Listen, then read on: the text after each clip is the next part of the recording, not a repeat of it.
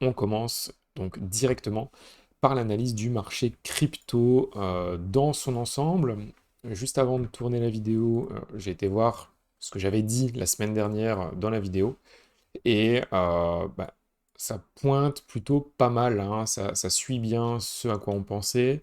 C'est une vidéo à mon avis qui va être un peu plus courte que d'habitude parce que le marché se déroule tout simplement et il n'y a pas énormément de choses à dire.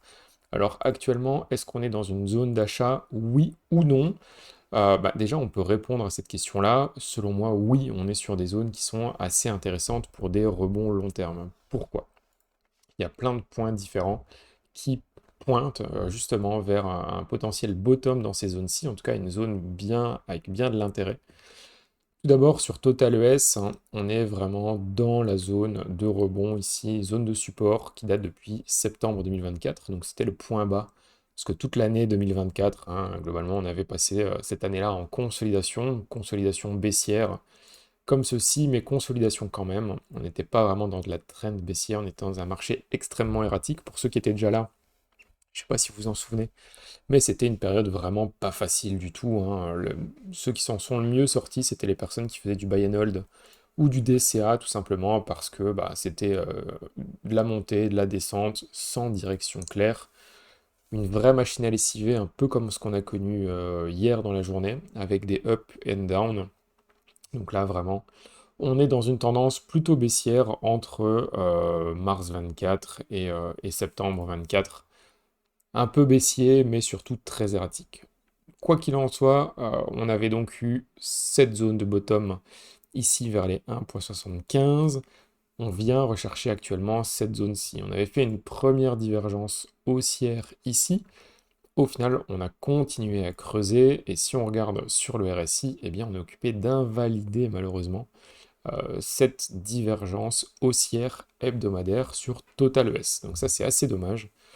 Si je viens retracer correctement ici et que je vais sur le point bas, eh bien, on est occupé de l'invalider.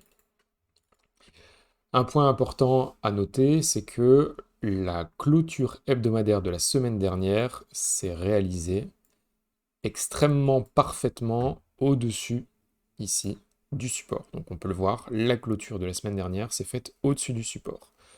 On a eu un petit rebond, et déjà, cette bougie hebdomadaire de cette semaine-ci, cette nouvelle semaine qui a commencé hier, lundi 29, eh bien, elle est déjà baissière, mais on a encore toute la semaine pour la ravaler. Donc en fait, on pourrait très bien avoir une semaine qui descend encore fortement, avec une fin de semaine qui ravale et qui remonte pour aller clôturer cette bougie dans le vert et au-dessus du support.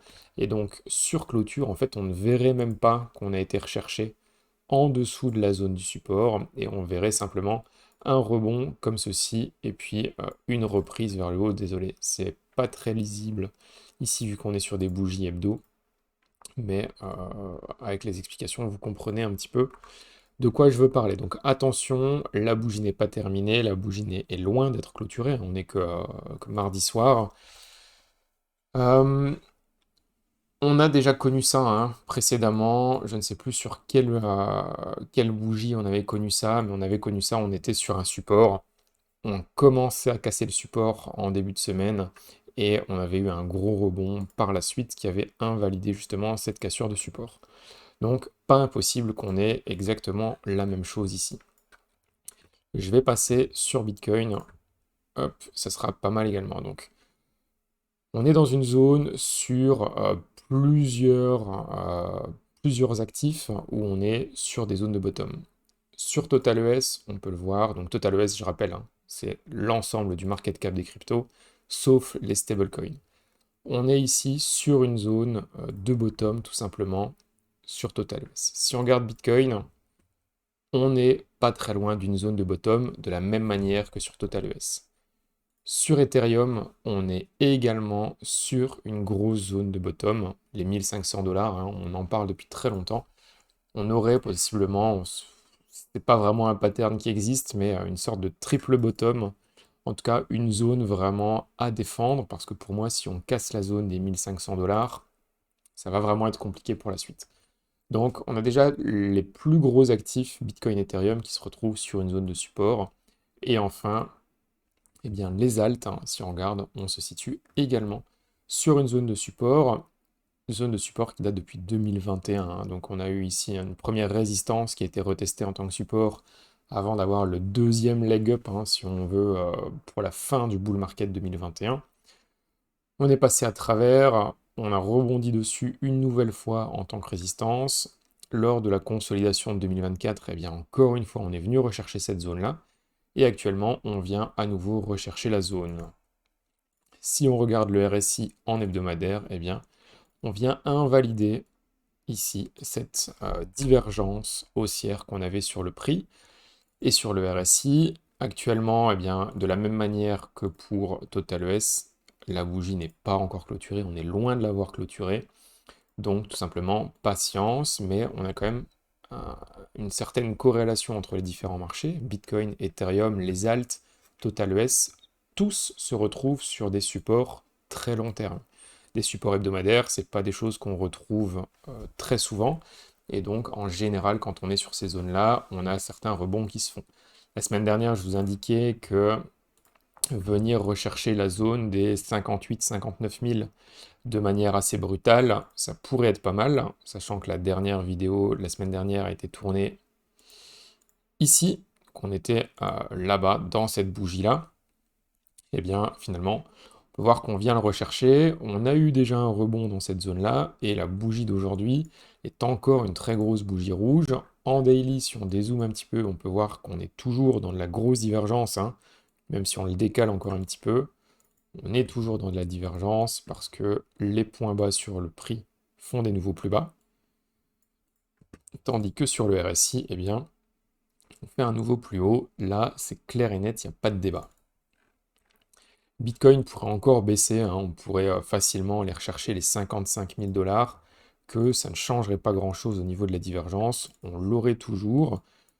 J'ai l'impression que la peur n'est pas encore à son maximum sur le marché, et on sait très bien que d'un point de vue psychologique, c'est dans les périodes de plus grande peur que bah, tout le monde coupe les positions, et c'est en général dans ces zones-là qu'on a les meilleurs rebonds à trader tout simplement. Un point supplémentaire qui est quand même très intéressant, c'est qu'au niveau du retracement Fibonacci, on est actuellement tout pile sur le 0.618 qui est ici. Il se retrouve à 57 780 $, donc globalement juste en dessous de la zone grise, qui est la zone identifiée la semaine dernière. En fait, on aurait vraiment un ensemble d'éléments qui font que, bah, en hebdomadaire, on est sur un support. En daily, on a une très grosse divergence haussière sur le RSI. On a quand même, il faudrait que je regarde un petit peu le Fear and Greed Index, mais je pense qu'on est pas loin du bottom, ou en tout cas, on est vraiment au ras des pâquerettes.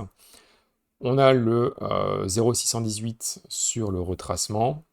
Après, un point négatif sur le retracement Fibo, c'est que bah, les 0.5, qui normalement est une zone de rebond, hein, surtout qu'on avait une belle confluence du 0,5 avec ici tout le retest des tops de la consolidation de 2024, on peut voir qu'on est vraiment passé à travers dans cette zone-là. On est passé à travers, on a été chercher très très bas. Donc le Fibo a pas trop réagi à ce niveau-là. Maintenant, ça ne veut pas dire que le 0,618 ne va pas rebondir tout simplement. Donc Bitcoin, pour moi, oui. En tout cas, toutes les personnes qui font des achats comme ça par palier, je pense que le palier actuel, ça doit être un bon point d'achat. On est actuellement, depuis le top, à moins 54% par rapport donc au top du marché. Moins 54%, ça reste toujours très loin par rapport aux différents bear market précédents, hein. Si on regarde ce qu'on a eu en 2013, 2014, 2015, ce qu'on a eu en 2018 et en 2022, en général, on allait plutôt entre les moins 70 à moins 90%. Une bonne moyenne à moins 80, moins 85%. Ici, on n'en est pas encore là du tout. On sait bien, hein, si on va chercher moins 85, eh bien on retourne en dessous des 20 000 $. Par contre, si on va chercher les moins 75%, là on se retrouve à 30 000. Si déjà on va rechercher les 40, 41 000 $, ça reste déjà des targets qui sont incroyables, sachant qu'on vient quand même des 120 000. Et même si on devait s'arrêter ici, hein, au final, 58 000 dollars, je pense qu'il y a énormément de monde. Si on revient un petit peu dans le passé, il y a juste quelques mois, hein, quand on se situait vers les 80, 90 000 dollars, si on offrait la possibilité à des gens d'acheter à 58 000 dollars, eh bien tout le monde se serait jeté dessus.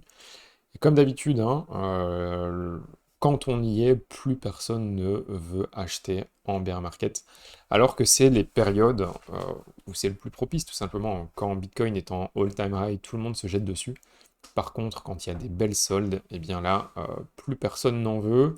Il faut être assez contrariant quand on fait de l'investissement comme ça. Ça reste pour moi des bonnes zones. Après, comme toujours, on ne connaît pas l'avenir, on n'a pas de boule de cristal, hein.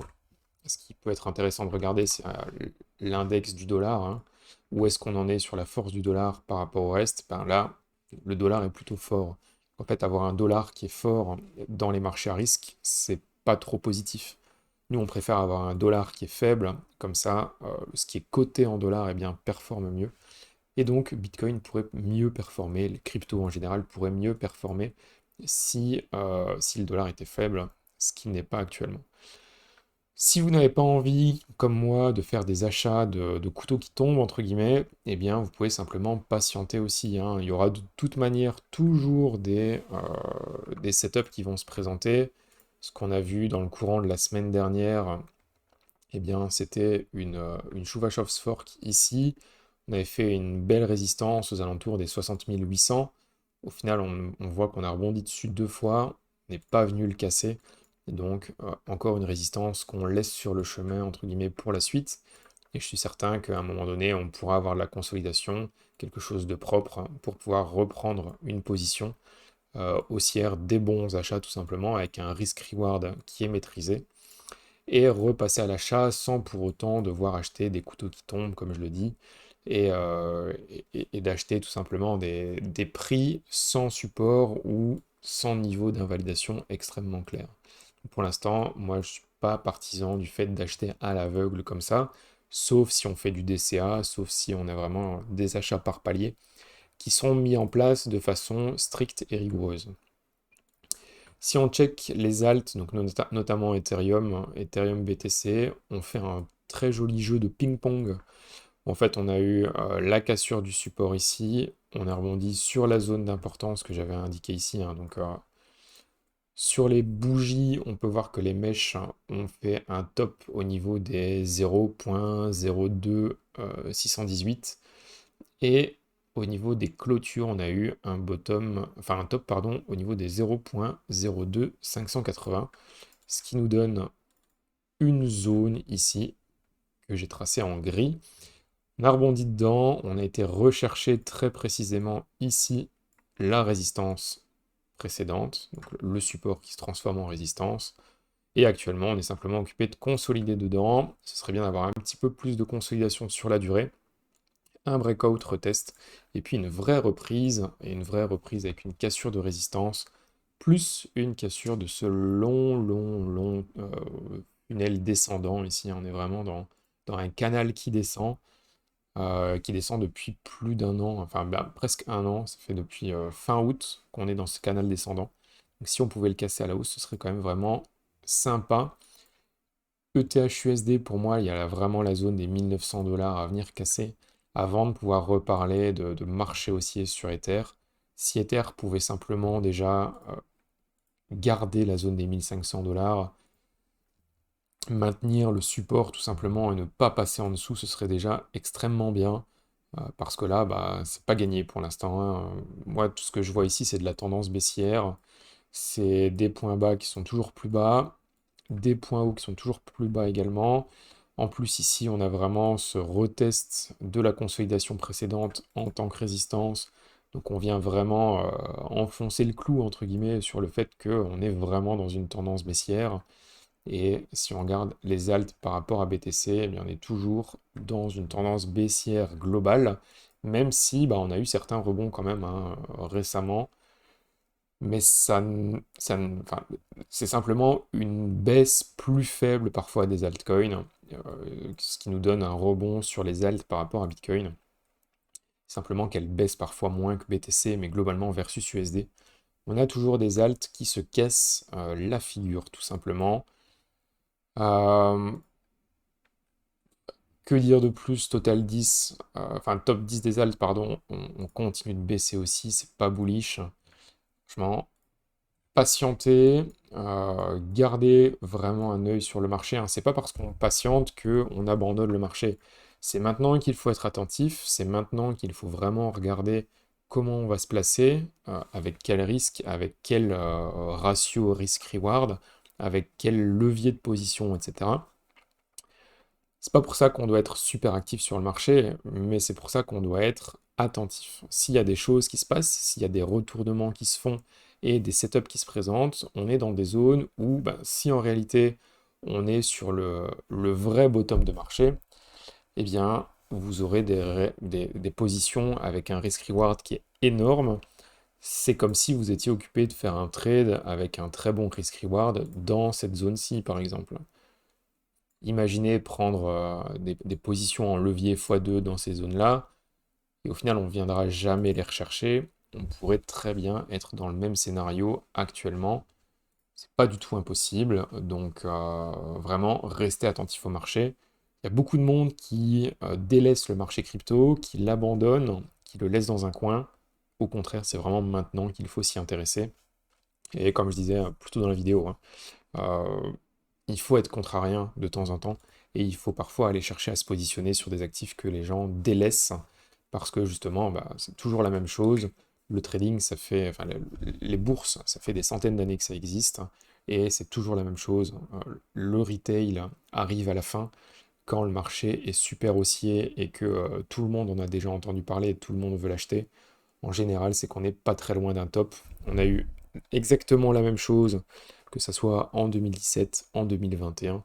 Ça arrive, c'est déjà arrivé, ça arrivera encore. Ne vous faites plus piéger et rentrez plutôt sur les zones basses de marché que sur les zones hautes. Après, c'est facile à dire, c'est moins facile à mettre en pratique.